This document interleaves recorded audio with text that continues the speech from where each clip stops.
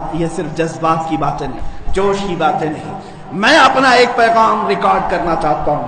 اگر اس ملعون اور اس خبیث نمرود کی اولاد تک میری یہ بات پہنچ سکتی ہے تو پہنچا دی جائے۔ تم نے بہت بھونک لیا اپنی مندر میں بیٹھ کر کے، تم پریس کلب آف انڈیا میں بیٹھ کر کے بہت بھونک لیے، کتے آپس میں اپنی گلی میں بہت بھونکتے ہیں۔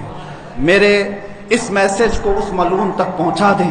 اگر ذرا برابر بھی دم خم ہے تمہارے اندر، تمہاری ماں نے اگر دودھ پلایا ہے تم کو، تو اب میں مناظرے کا چیلنج نہیں دے رہا ہوں، ڈیبیٹ بھی نہیں کروں گا، بات چیت بھی نہیں کروں گا۔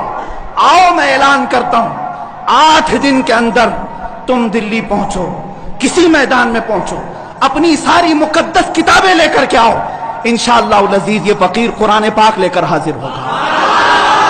ہم آئیں گے، تم اپنے سارے گرو گھنٹالوں کو لے کر جمع ہو جاؤ۔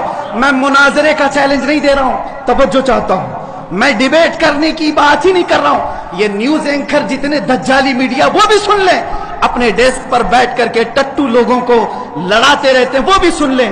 قرآن، اسلام، رسول کی ذات پر حملے کرانے کے لیے زرخرید لوگوں کو بٹھاتے ہیں، وہ بھی سارے نیوز اینکر، یہ پنڈت سب جمع ہو جائے میدان میں، یہ فقیر قادری حاضر ہوگا، ایک بڑی آگ جلائی جائے، آگ لگائی جائے۔ میں اس سے کہتا ہوں میں بھی آگ میں داخل ہوں گا، تو بھی آگ میں داخل ہو جا، جو سلامت رہے گا اس کا دین حق پہچانا جائے گا۔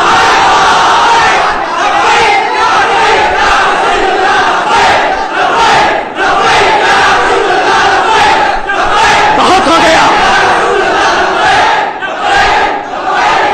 مسلمانوں، بہت ہو گیا احتجاج، بہت ہو گئے پروٹیسٹ، بہت ہو گئے ان سے مطالبے کرنا کہ اس کو گرفتار کرو، اس کا سر چاہیے۔ آؤ آج آر پار کی بات کر لیتے ہیں۔ زمانہ گزر گیا، 800 سال ہو گئے، سرکار غریب نواز کو بھی یہی چیلنج کیا گیا تھا۔ معین الدین حسن چشتی نے ہند میں یہ بتایا تھا کہ جو نبی کا غلام ہوگا وہ آگ میں بھی کود جائے گا۔ انشاءاللہ العزیز میں گنہگار ضرور ہوں، میرے اخلاق برے ضرور ہیں، لیکن جب بات میرے مذہب کی آئے گی، قرآن کی آئے گی، نام مصطفیٰ کی آئے گی، میں برسر اعلان آج پھر کہتا ہوں، آؤ تم سارے پنڈت مل کر کے آؤ، آگ لگائی جائے، تم سب پوری دنیا کو دکھانا میں بھی آگ میں داخل ہوں گا، تم بھی آگ میں آ جانا، دیکھتے ہیں کس کے جسم کو آگ جلاتی ہے۔ اگر میں سلامت رہا تو میرے دین کی بات ہوگی، اور انشاءاللہ العزیز مجھے یقین کامل ہے کہ اگر آگ پر بھی کسی کا حکم ہوتا ہے تو صرف میرے رب ذوالجلال کا ہے، میرے رب ذوالجلال کا ہے۔ بس اسی بات پر میں اپنی گفتگو کو ختم کرتا ہوں۔ اب احتجاج نہیں، اب پروٹیسٹ نہیں، سیدھے آر پار کی بات، میری یہ بات پہنچا دی جائے۔ اگر جواب آ جائے تو دیکھ لینا مسلمانوں، مجھے یہ یقین ہے کہ اس کا کوئی جواب نہیں آئے گا، اس کا جواب نہیں آئے گا۔ ہجڑوں کے پاس اس طرح کی کوئی بات کا جواب نہیں ہوتا، ان کی ماؤں نے اتنا دودھ ہی نہیں پلایا۔ یہ زرخری اپنے علاقے میں بیٹھ کر کے بھونک تو سکتے ہیں، لیکن آؤ مباہلے کی میں دعوت دے رہا ہوں، مباہلے کی دعوت۔ قرآن نے بھی میرے مصطفیٰ کو مباہلہ کرنے کا حکم دیا تھا۔ جب عیسائیوں نے بہت باتیں کی تو رب تعالیٰ نے فرمایا، اے رسول فَقُلْ تَعَالَوْا نَدْعُ أَبْنَاءَنَا وَأَبْنَاءَكُمْ وَنِسَاءَنَا وَنِسَاءَكُمْ وَأَنفُسَنَا وَأَنفُسَكُمْ ثُمَّ نَبْتَهِلْ فَنَجْعَلْ لَعْنَةَ اللَّهِ عَلَى الْكَاذِبِينَ۔ اے رسول ان کو بلا لیں، آپ اپنے بیٹے بیٹیوں کو لے کر کے آئیں، اپنی عورتوں کو لے کر کے آئیں، اور خود جائیں اور ان سے بھی کہیں کہ تم بھی اپنے بیٹے بیٹیاں لے آؤ، اپنی عورتیں لے آؤ۔